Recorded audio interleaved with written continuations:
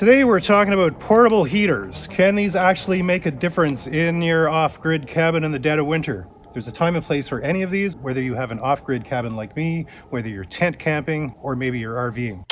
We're going to talk about sort of the pros and cons of the fuel. So you got, propane, kerosene, and then of course electric. And electric heat is not the most efficient, but we are going to chat about where the time and place is for an electric heater. Wee mama.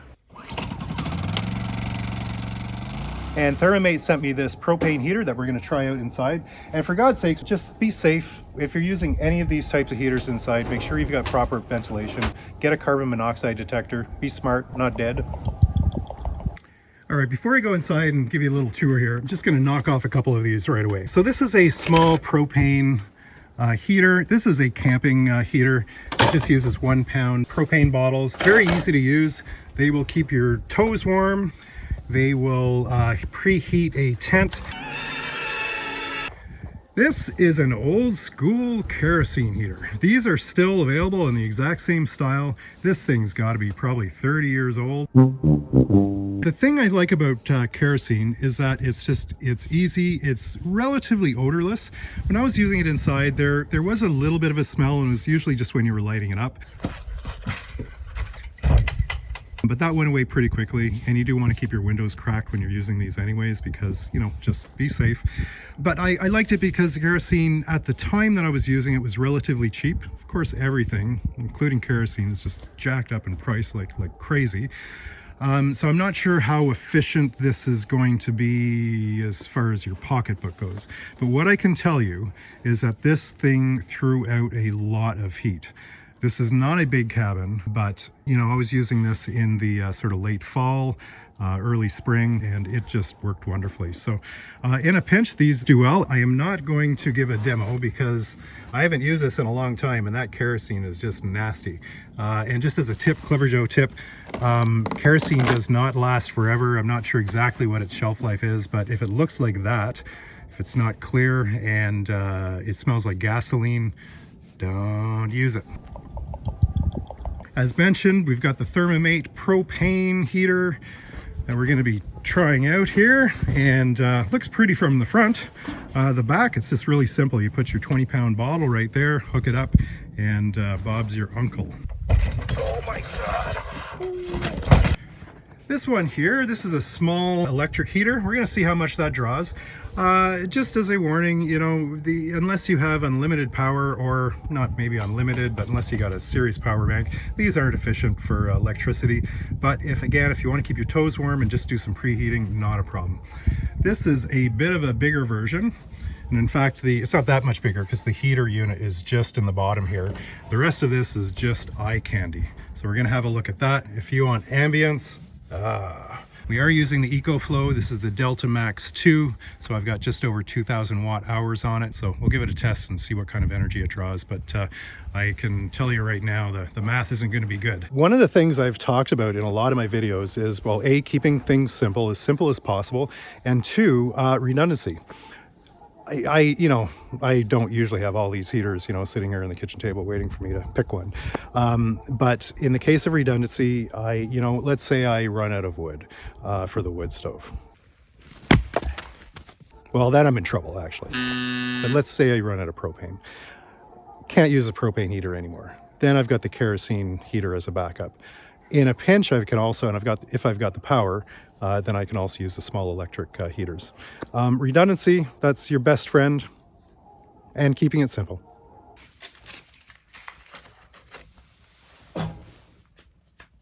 Well, right off the top, I'm going to mention this heat-powered wood stove fan. A bunch of people were asking, they're saying, well, geez, you're using an electric heater on your stove. Why don't you just use one of these? 2 reasons. These are expensive and they don't push a lot of air. If you don't have a fan that is not going to break the bank and actually works effectively, let me know. But for now, I've got an electric heater or electric fan, and basically pushes all that colder air from the back of the stove across the front of it and warms it up. So that's why I don't really depend on these. Let's look at the Thermomate cabinet heater. Full disclosure, Thermomate sent me this for a review. I did not pay for it. This is an 18,000 BTU propane heater. I would only use this with a window open, and again with a carbon monoxide detector. You got to be really, really careful with these. So for garages, they're great. And again, for sort of that 3-season cabin, this is going to do okay. But you don't want this to be the sole source of heat for your indoor space.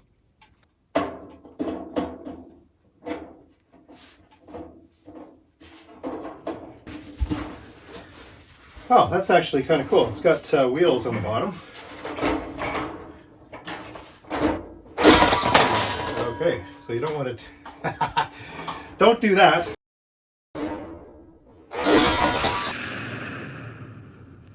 So that brings up a good point. It has an automatic shutoff if it tips over. Now what I did there, I was tipping it up to just try and get at the wheels, and the bottle fell out the back.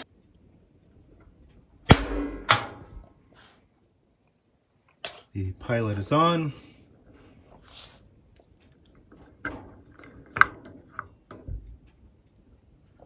There's our first setting, and the heater is lit up.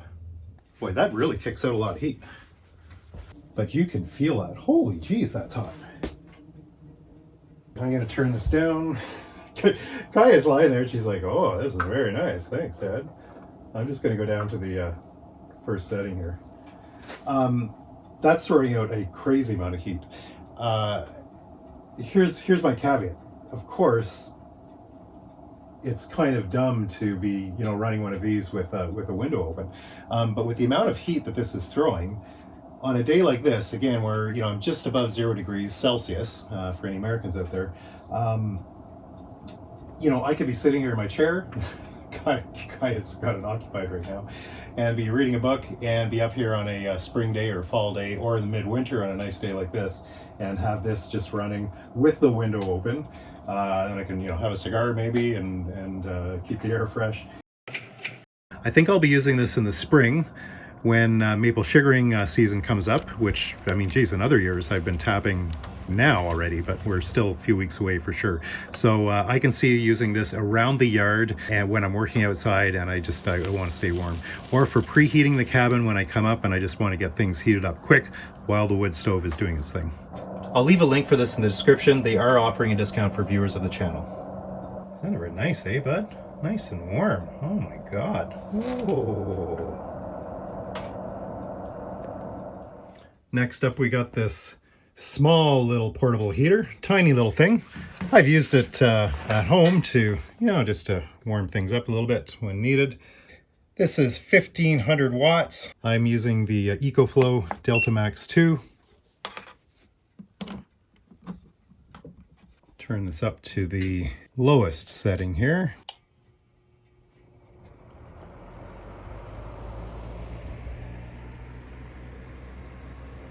Wee mama, it wasn't lying about 1500 watts.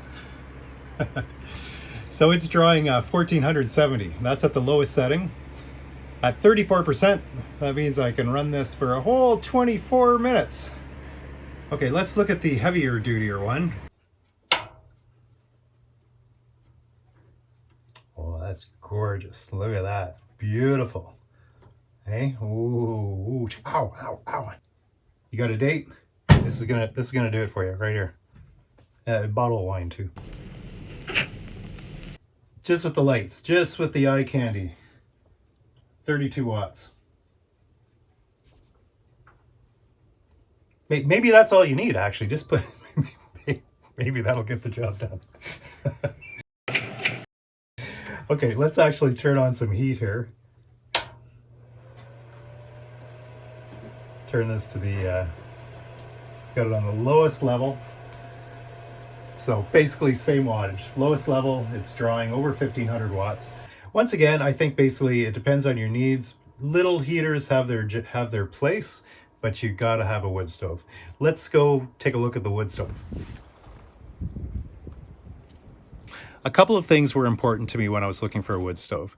One was I needed something that was small. This is a small cabin. I didn't want it to be taking up a lot of real estate space, and this it just looked cute. I love the modern styling of it, just that simple square box, if that's important to you. I liked it. I looked at a bunch of wood stoves, and this is the one that just caught my eye.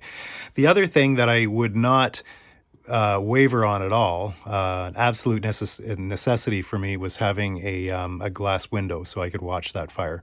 If you're going to have a wood stove, you might as well enjoy the pleasures of watching a fire.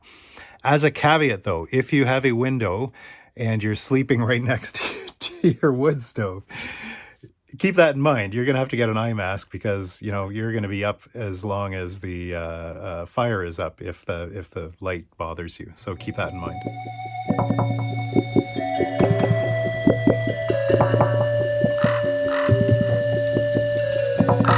I did put a damper into the stove. I've never had to use it because the built-in damper just works so efficiently. These new wood stoves are not like the wood stove that my dad had. These things are ultra efficient.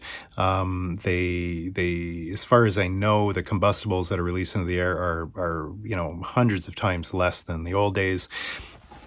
This also has a built-in ash catcher with a hole at the bottom of the, a grate at the bottom of the inside the wood stove that you can just pull and then empty the ash. One thing I would have changed with this, I probably would have gone with a taller box, because you can't fit a lot of wood in here. And when we are at those minus 27 degree nights, that's where you got to be up probably every 3 or 4 hours to be restocking your wood. Other than that, I really love this stove. I wouldn't trade it for the world.